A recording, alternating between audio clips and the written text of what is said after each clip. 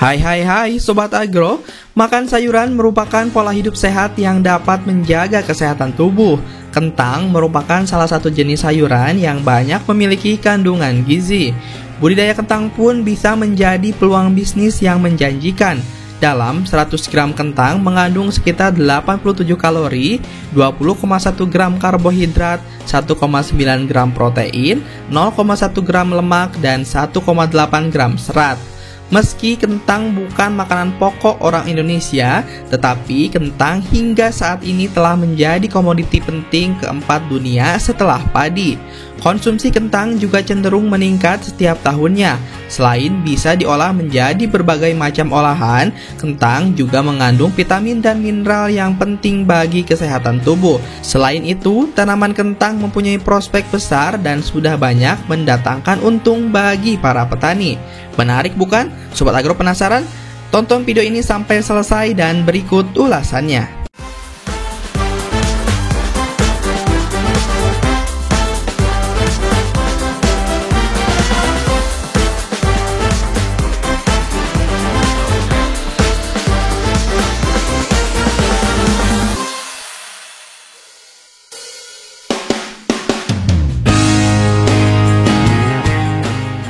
Tanaman kentang adalah jenis tanaman umbi yang merupakan bagian dari umbi akar.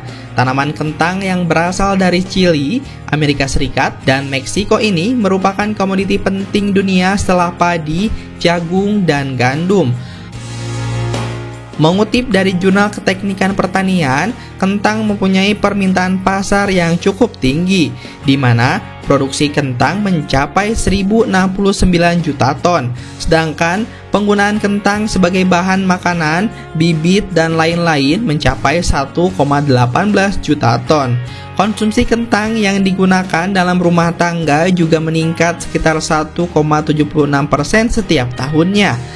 Kebutuhan akan kentang yang cukup tinggi membuat pemerintah Indonesia mulai melakukan impor kentang dari berbagai negara. Meski telah lama dibudidayakan, produktivitas kentang di Indonesia pada masa itu masih tergolong cukup rendah. Impor kentang yang masuk ke Indonesia saja mencapai 116.000 ton. Tanaman kentang di Indonesia menjadi komoditas sayuran semusim dengan produksi terbesar nomor 4 yang mencapai 1,28 juta ton. Selain menunjang perekonomian para petani, tanaman kentang juga menunjang program diversifikasi pangan, komoditas ekspor, dan bahan baku industri karena dapat diolah menjadi berbagai macam hasil olahan. Tanaman kentang juga tidak mudah rusak seperti sayuran lainnya. Tingginya kebutuhan akan kentang yang meningkat setiap tahunnya membuat para petani banyak mencoba melakukan budidaya tanaman kentang. Biaya tanam kentang per hektar juga tidak terlalu menguras kantong Sobat Agro. Selain itu, masa tanam kentang tidak begitu lama. Ada baiknya kita mengetahui syarat tumbuh tanaman kentang. Hal ini diperlukan agar tanaman kentang dapat tumbuh dengan baik dan mendapatkan hasil panen yang tinggi. Tanaman kentang dapat hidup di daerah dataran tinggi sekitar 1000 sampai 2000 mdpl.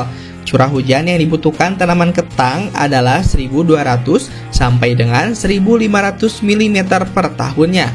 Tanaman kentang membutuhkan kelembaban udara sekitar 80 sampai 90%.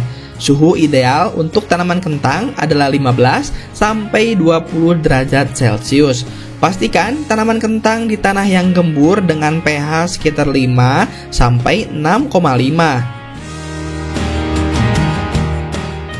Tanaman kentang sendiri mempunyai banyak varietas atau jenisnya. Berikut beberapa jenis tanaman kentang yang banyak dibudidayakan di Indonesia. Yang pertama ada kentang kuning. Kentang jenis ini mempunyai bentuk bulat dan lonjong. Daging kentang berwarna kuning pucat dan kulitnya berwarna kuning. Rasa kentang kuning tergolong cukup manis. Yang kedua ada kentang merah. Kentang jenis ini berbentuk bulat atau lonjong. Kulitnya berwarna merah cerah dan teksturnya lembut. Rasa kentang merah cukup manis dan cocok untuk campuran makanan seperti salad, semur, ataupun sup. Yang ketiga ada kentang putih.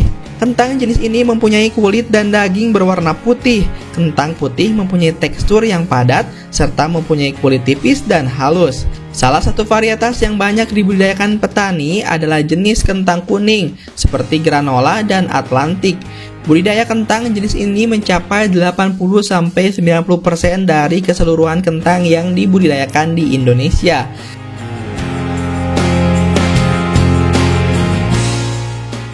Dalam pembibitan tanaman kentang sendiri, sebaiknya Sobat Agro menggunakan bibit dari umbi yang baik. Perhatikan hal berikut agar Sobat Agro tidak salah memilih bibit yang akan digunakan. Ukuran ideal bibit adalah 30-45 gram dengan diameter 35-45 mm, tidak cacat dan kulitnya kuat. Untuk persiapan lahan tentunya pertimbangannya adalah tingkat kesuburannya.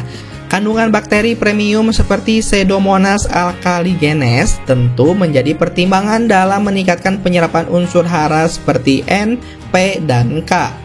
Saat menanam kentang pada lahan kebun, Sobat Agro baiknya memberikan jarak antar tanaman. Hal ini bertujuan agar tanaman kentang Anda dapat berkembang dengan baik. Jarak ideal antar tanaman kentang yaitu 20-30 cm. Perhatikan waktu tanam karena dapat mempengaruhi produktivitas tanaman kentang. Waktu tanam yang baik adalah ketika cuaca cerah dan dilakukan pada pagi atau sore hari. Penanaman bibit pada siang hari akan menyebabkan tanaman menjadi layu dan pertumbuhan terhambat. Pastikan bibit sudah siap. Umbi bibit siap tanam setidaknya mempunyai tunas dengan panjang 2-3 cm. Dalam budidaya kentang, tentu tidak semua berjalan dengan baik. Terkadang ada juga petani yang mengalami kegagalan. Kegagalan ini diantaranya disebabkan oleh hama, penyakit maupun faktor lainnya. Pemilihan awal bibit juga mempunyai peran besar dalam pertumbuhan tanaman kentang ke depannya. Namun juga kegagalan panen bisa berasal dari kesalahan atau keteledoran kita sendiri. Untuk itu dalam proses budidaya tanaman kentang, kesabaran dan keteladanan sangat dibutuhkan terutama saat merawat tanaman.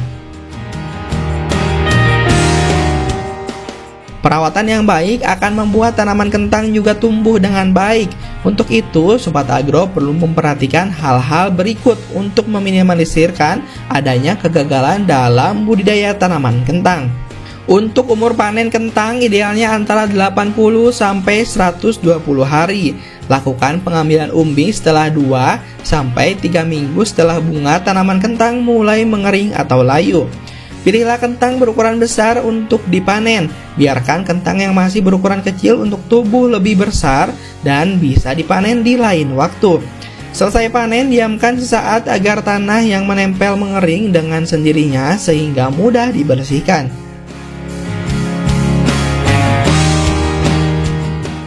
Nah, itulah beberapa hal yang bisa Sobat Agro lakukan untuk memulai budidaya kentang.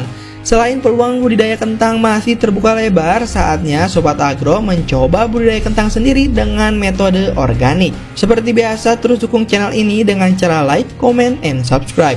Sampai jumpa di next video.